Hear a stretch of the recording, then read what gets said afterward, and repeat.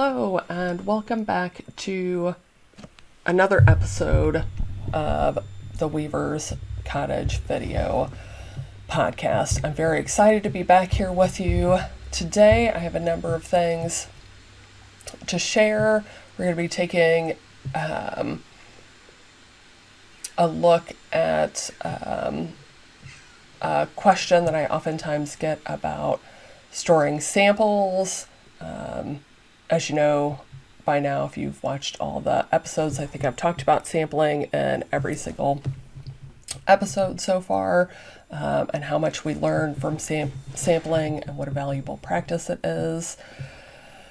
And I look forward to sharing with you how I keep and store those samples. I do apologize. I've had quite a few video issues this morning, and I've had to switch back to the camera on me is the older camera because I can't get the newer camera to work with the software this morning. And it looks like there's a little bit of an issue with the video on me, but I'll be small for most of the podcast, so that shouldn't be a problem, but I do apologize. Okay, and in this episode, we're also going to take a close look at the purple damask that I took off my loom a while back. Talk about projects I currently have on the loom.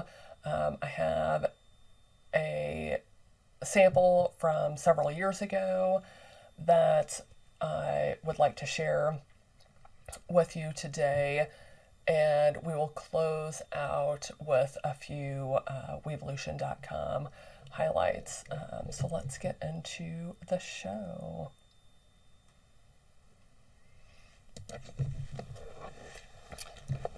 So this is the damask that we'll be talking about in a moment. But I oftentimes asked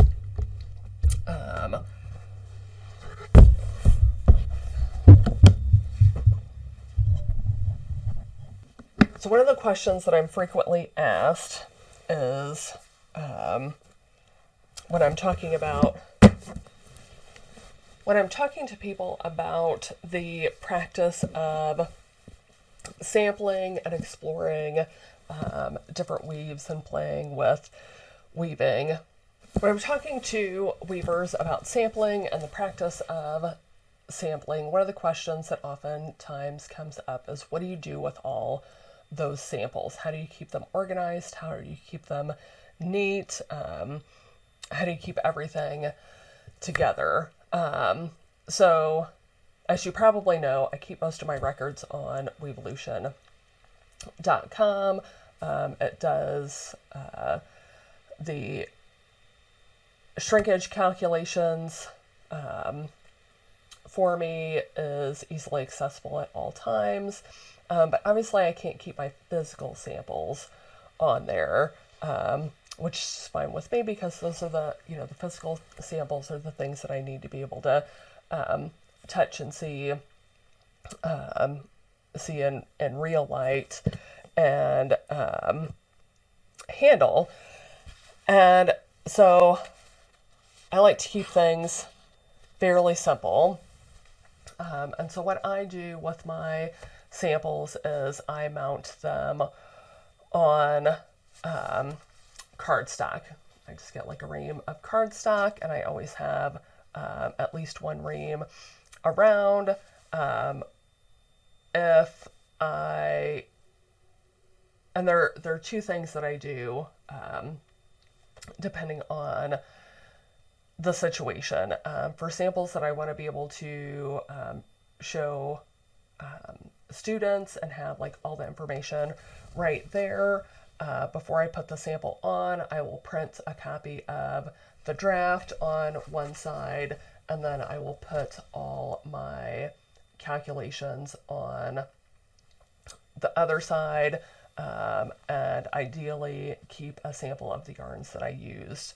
I'll attach the yarns that I used. Afterwards, I've got some notes on here, and then I just sew or use. I've actually moved to using brads, just real small brads, to attach the samples down. I don't always put everything on there. Like this, I knew this was going to be quite memorable. This was some overshot that I wove after a texture course that I took, and I've got my information, all my information about this on Weaveolution. One of the things that I also do is, and I need to do it with this one, is like just jot down the project name and maybe the project URL on this card. I've thought about getting super fancy and like printing out labels with a QR code that would take me directly to the project page, but I haven't gotten around to doing that yet. You could also, I've also pre-printed some labels with like the basic information that I need to fill in. You know, when I know I'm going to be sampling in quick succession, what's the warp, what's the weft, what set is that particular sample. That's very useful when I know I'm going to be doing some set samples, so I can get the samples off the loom, wet finished, and attached to their sample card right away, so I can keep track of which sample is at which set. There's a lot of different ways you can do samples, and I really like these storage boxes for my samples. They're faux leather. They look great on the shelf when I'm not accessing the samples. They're quite deep, so they can store a lot, and they've got this nice like hinge. I don't really know what you call this, but like this nice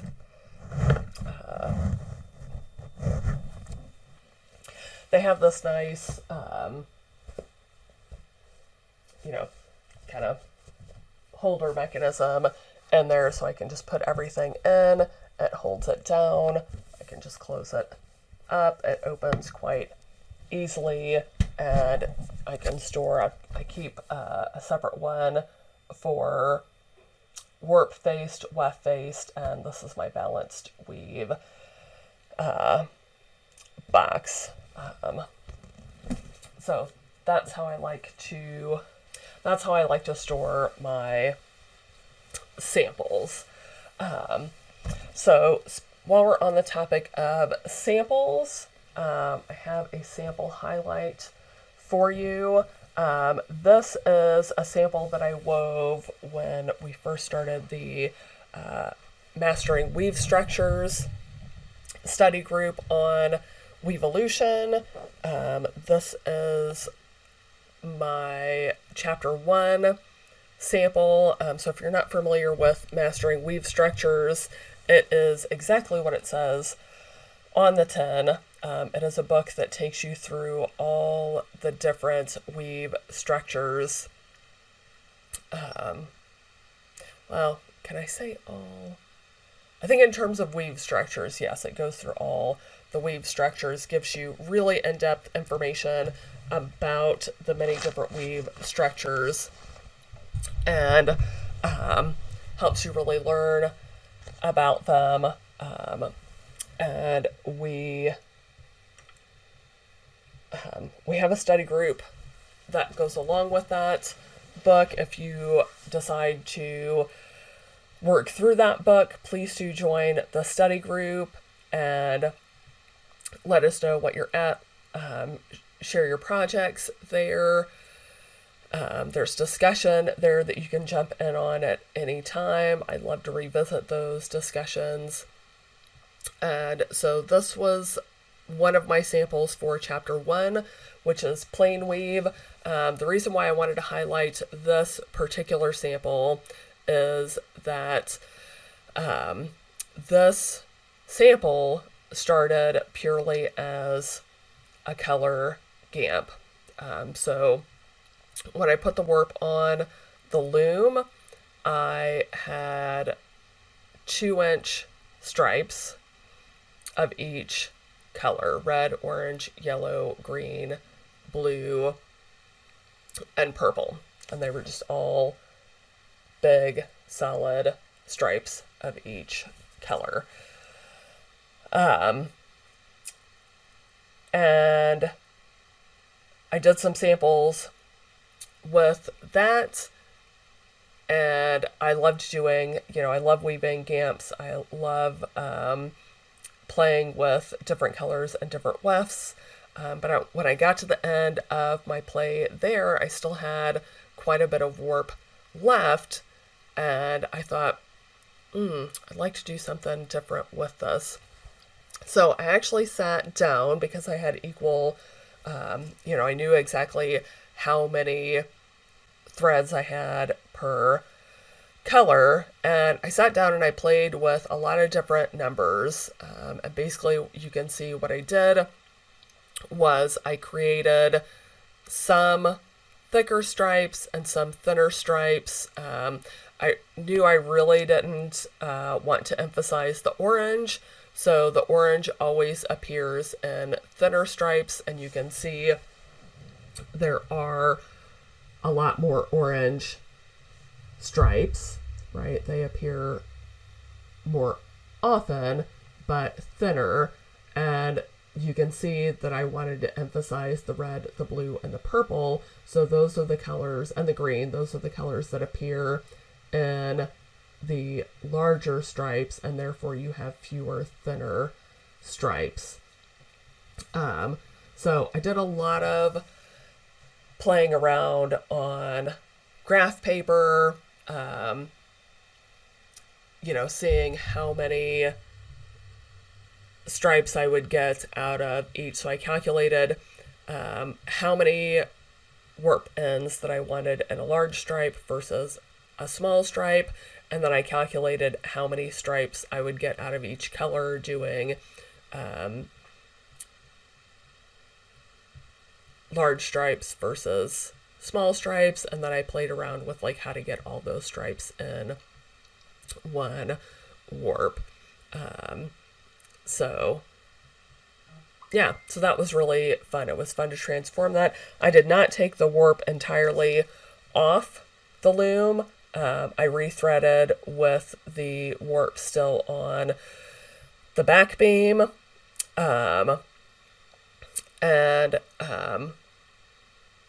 I will be talking about how to rethread and rearrange a warp on the loom in some upcoming Patreon content. So if you'd like more information about that, please consider becoming a Weaveolution patron, and you'll get access to that content when it becomes available. So I hope you enjoyed that look at that sample. So one of the other projects I wanted to discuss with you all today is this purple and red damask cloth. I've talked about this on previous podcasts. What I really wanted to talk to you about today is that I originally wove this thinking that I would make a 7th century Sassanid wrap out of this, and I'm currently rethinking that plan. I have, since I took this off the loom, I have actually decided to work towards a goal that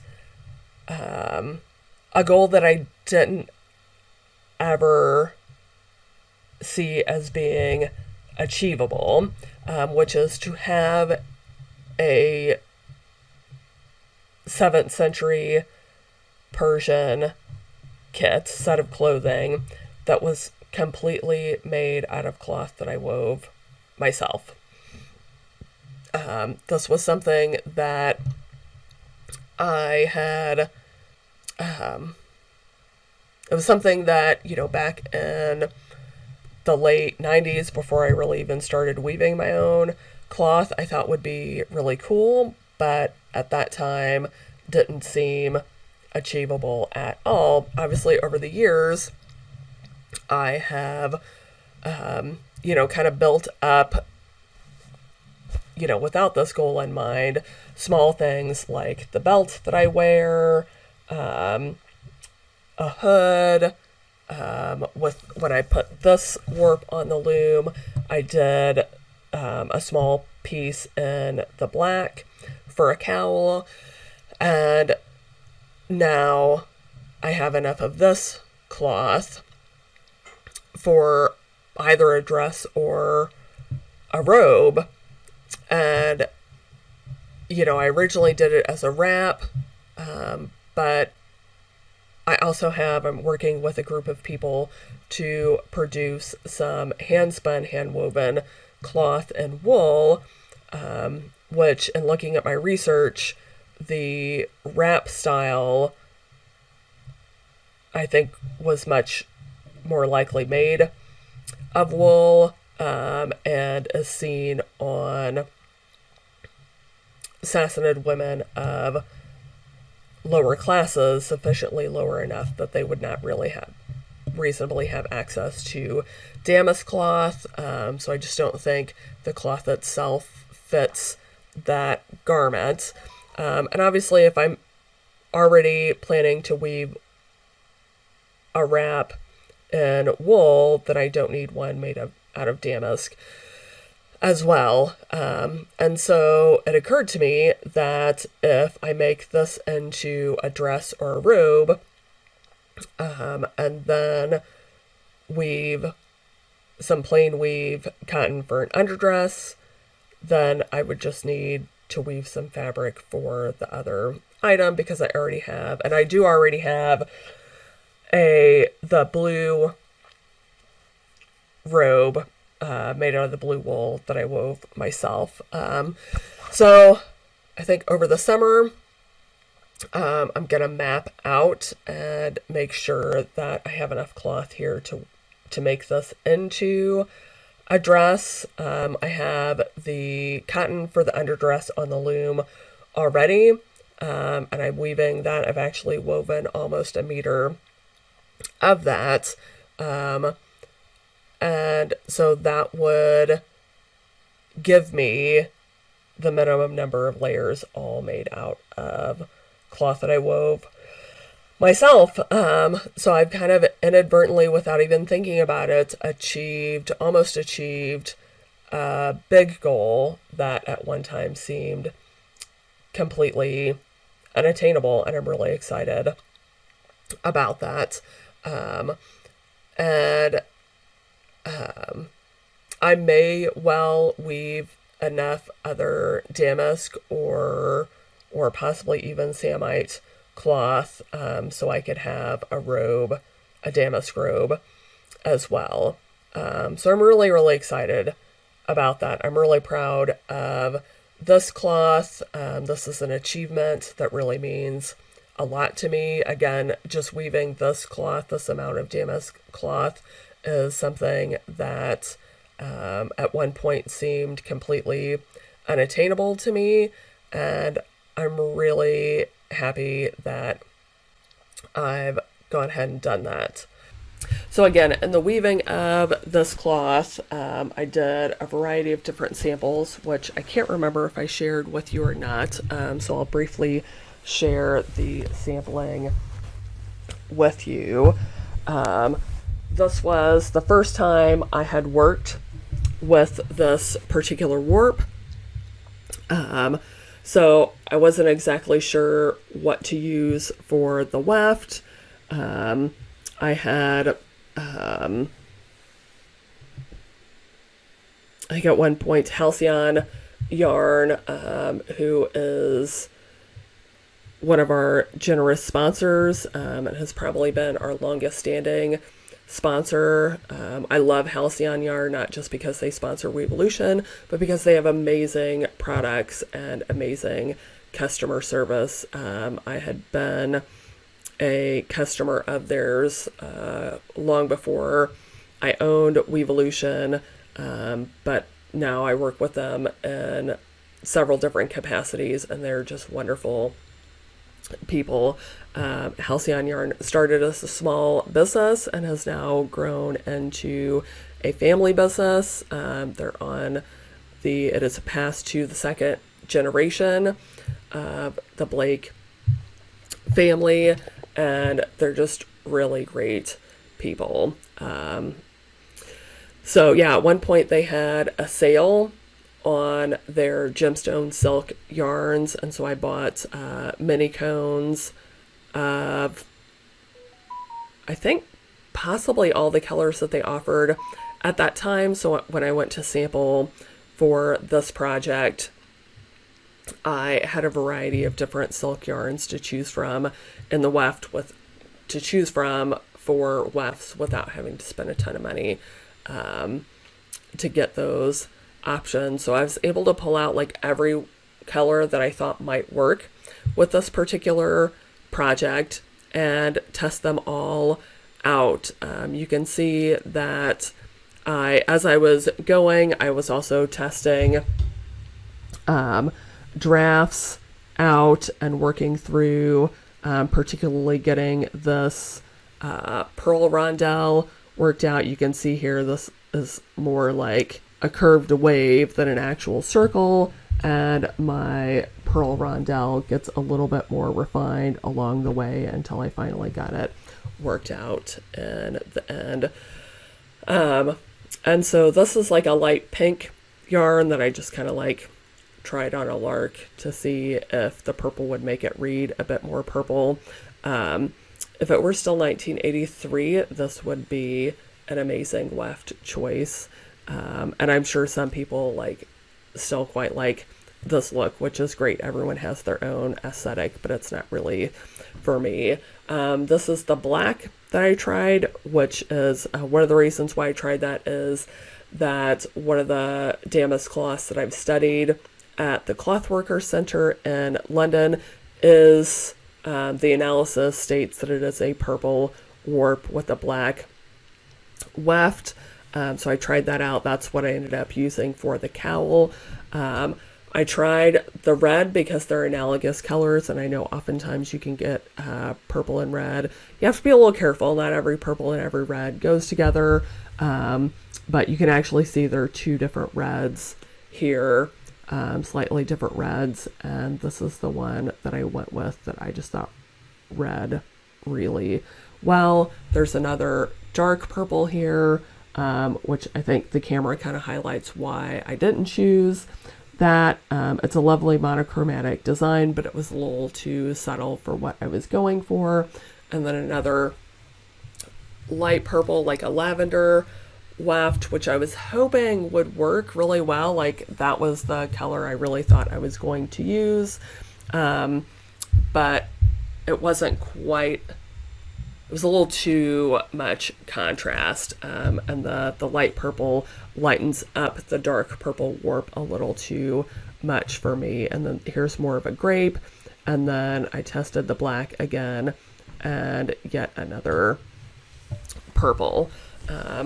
And so yeah, for the cowl I decided to go with the black. That means that I can wear the two cloths together and they'll be distinct from one another. The black, I felt like, the cowl I will wear with a variety of different things. So I went with the black. So it can go with more things. And then for the dress, I went with the red, and I'm really excited about that. So I've completely sewn in the linen band lining that I wove for the hand-woven blue wool robe. So that is all done and finished. Some years ago, I had woven a tapestry rondelle with the lotus that I use for my heraldry on it, and put that on a different blue robe. I'm going to transfer that over to my hand woven blue robe. So that's it for kind of in progress projects. And so I want to switch over to a Weaveolution tutorial for you. I plan to do kind of site highlights in these episodes, and I just learned something about the site, something new this week myself, and so I wanted to share that with you. I just learned myself that you can do on Weaveolution. So when you're adding things on Weaveolution, I noticed a couple weeks ago that these types of like text entry fields are a little small for me. Maybe I just type too much. I don't know. But I just got to the point where I was like, our users cannot put up with this. I have to figure out how to fix this. And fortunately, really quickly, when I was trying to quote unquote fix this problem, I realized that it's already fixed, you guys. It is already fixed. So hopefully you can see my mouse. So we're in this body field, and down in the lower gray bar that makes up the bottom of the text entry fields, in the bottom right hand corner, if you hover over that dark triangle in the bottom right hand corner, your cursor changes to a resized cursor, and all you have to do is left click and just like scroll that bad boy as large as you want it, and then you just like insert your images and you keep typing and all your fun stuff. And then like our post button is the same as save. So yeah, how cool is that? How cool is that? I love it. I love it, love it, love it. I love when I feel like there's a problem and really it's not a problem. There's just a simple solution there already. So that is all I wanted to share with you today, my friends. Just that quick little tutorial about how to make the text boxes, the text entry boxes on Weaveolution bigger. I tell you what, I'm just gonna hop into the tracker real quick and see what people are discussing. So we can, oh my gosh, you guys, this discussion here about patterns, if you haven't read this, this user has the coolest loom setup going on, made their own loom out of a clothes drying rack.